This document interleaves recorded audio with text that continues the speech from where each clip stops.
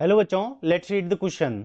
इस क्वेश्चन के अंदर हमें क्या दे रखे हैं कि स्टेटमेंट्स गिवन है, 4 स्टेटमेंट्स, और हमें बताना है कि कौन सा इनकरेक्ट है। अब स्टेटमेंट फर्स्ट गिवन है, magnitude of electric field at a point decreases inversely as square of distance of that point from the charge. Statement second given है, E is strong near the charge.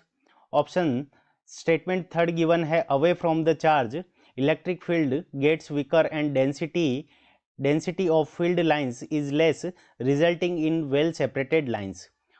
Statement fourth given है, only a finite number of lines can be drawn from charge.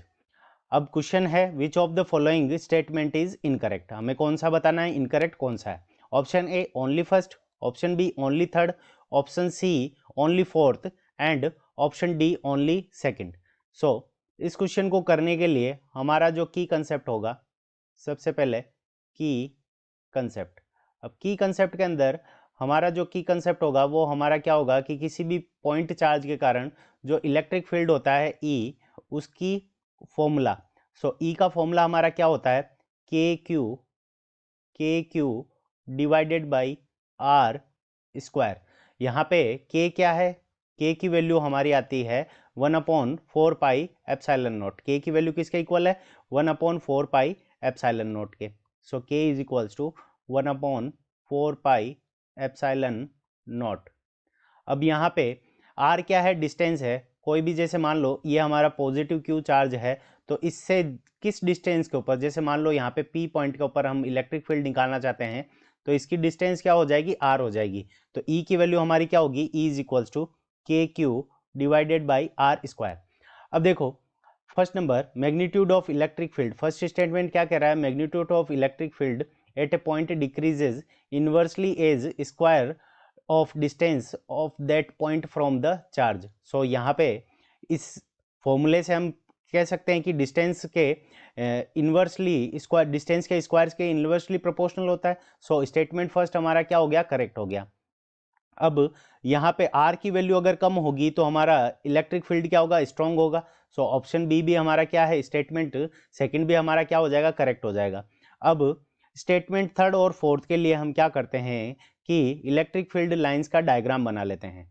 So electric field lines का अगर हम diagram देखें तो ये हमारा positive charge हो गया प्लस क्यू, और ये हमारा एक नेगेटिव चार्ज हो गया माइनस क्यू। अब यहाँ से क्या होता है कि electric field lines plus Q charge से क्या निकलती है, बाहर की तरफ निकलती है। तो यहाँ पे प्लस क्यू चार्ज से इलेक्ट्रिक फील्ड लाइंस बाहर की तरफ निकलेगी। अब इलेक्ट्रिक फील्ड लाइंस क्या होती है, एक कर्व होती है जो क्या करती है, इलेक्ट्रिक फील्ड की डायरेक्शन दर्शाती है।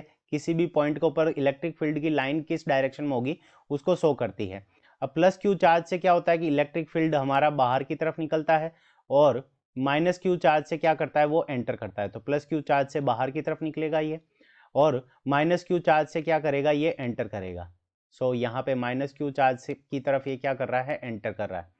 अब देखो जहाँ पे जितनी ज़्यादा इलेक्ट्रिक फील्ड होती है, लाइंस होती है, उस पॉइंट के ऊपर उतना ही ज़्यादा क्या होता है, इलेक्ट्रिक फील्ड होता है। यानी इलेक्ट्रिक फील्ड लाइंस की अगर डेंसिटी किसी पॉइंट के ऊपर बढ़ती है तो उस पॉइंट के ऊपर जो हमारी इलेक्ट्रिक फील्ड लाइंस होती है वो ज़्यादा होती है। तो देखो अगर हम इस पॉइंट के ऊपर बात करें, ए पॉइंट अगर इसको कंसिडर कर लें, और यहाँ पे बाहर की तरफ कोई बी पॉइंट कंसिडर कर लेते हैं, यहाँ पे हमारा कोई बी पॉइंट है, तो देखो ए पॉइंट के ऊपर जो इलेक्ट्रिक फील्ड लाइंस है वो उसके ज़्यादा पास में है।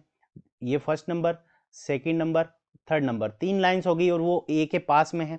और बी पॉइंट के ऊपर अगर हम कंसिडर करें तो यहाँ पे इसके पास में केवल क्या है, एक लाइन है। ठीक है बच्चों, सो यहाँ पे क्या होगा कि यहाँ पे इलेक्ट्रिक फील्ड क्या हो जाएगा, हमारा वीक हो जाएगा, और ए पॉइंट के ऊपर जो हमारा इलेक्ट्रिक फील्ड है वो हमारा क्या होगा, स्ट्रॉन्ग होगा।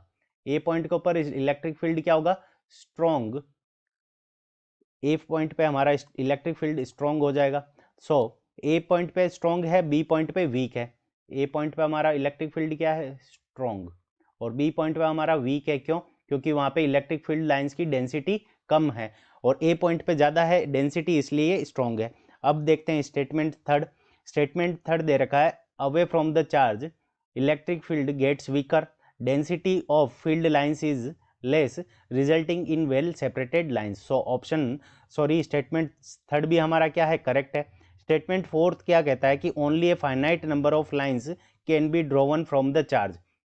सो स्टेटमेंट फोर्थ के लिए क्या है कि हमारे इस चार्ज से, पॉजिटिव क्यू चार्ज से अगर हम चाहते हैं तो और लाइन भी ड्रॉ कर सकते थे, बस इलेक्ट्रिक फील्ड की लाइंस क्या करनी चाहिए, एक दूसरे को कट नहीं करनी चाहिए। तो यहां से हम क्या कर सकते हैं, infinite number of lines draw कर सकते हैं, इनफाइनाइट लाइंस, यानी किसी भी चार्ज से हम क्या कर सकते हैं, infinite number of lines draw कर सकते हैं, फाइनाइट नहीं, infinite number of lines draw कर सकते हैं। सो ये वाला स्टेटमेंट हमारा क्या है, इनकरेक्ट है, और हमें इनकरेक्ट ही ढूंढना था। सो ऑप्शन सी के अंदर हमें गिवन है only fourth statement is incorrect. So option C is the correct answer of this question. I hope you understood it well. Best of luck. Thank you.